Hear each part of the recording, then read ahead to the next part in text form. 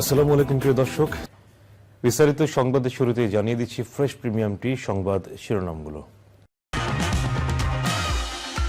সফল সংবাদ চ্যানেলে সবাইকে স্বাগত জানিয়ে শুরু করছি। প্রথমে বিশেষ শিরোনামটি বলছি। রাজধানীতে নিরাপত্তা জোরদার। এই প্রতিবেদনে থাকছে বিস্তারিত। এতক্ষণ শিরোনামগুলি শুনছিলেন, এখন বিস্তারিত।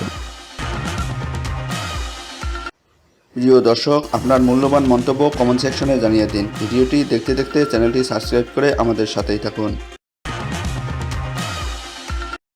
কোটা বিরোধী আন্দোলনের পরিপ্রেক্ষিতে জারি করা কারফিউ রাজধানীসহ পাশের 4 জেলায় শুক্রবার সকাল 8টা থেকে বিকাল 5টা পর্যন্ত শিথিল করা হয়েছে। তবে জুম্মার পর বিভিন্ন সংগঠন কর্মসূচি পালন করতে পারে এমন আভাসে সকাল থেকেই নিরাপত্তা জোরদার করা হয়েছে রাজধানীতে।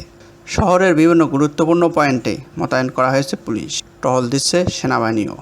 বৃহস্পতিবার রাতে স্বরাষ্ট্রমন্ত্রী আসাদুজ্জামান খান বলেন, ঢাকা মহানগর, ঢাকা জেলা, নারায়ণগঞ্জ, নরসিংদী এবং গাজীপুর জেলায় শুক্রবার ও শনিবার সকাল 8টা থেকে বিকেল 5টা পর্যন্ত কারফিউ শিথিল থাকবে।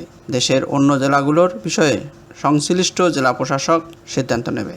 স্বরাষ্ট্রমন্ত্রী জানান, সংঘাতের দিনগুলোতে নিহতদের স্মরণে শুক্রবার সারা দেশে মসজিদে দোয়া এবং রবিবার গির্জায় প্রার্থনার আয়োজন করা হবে।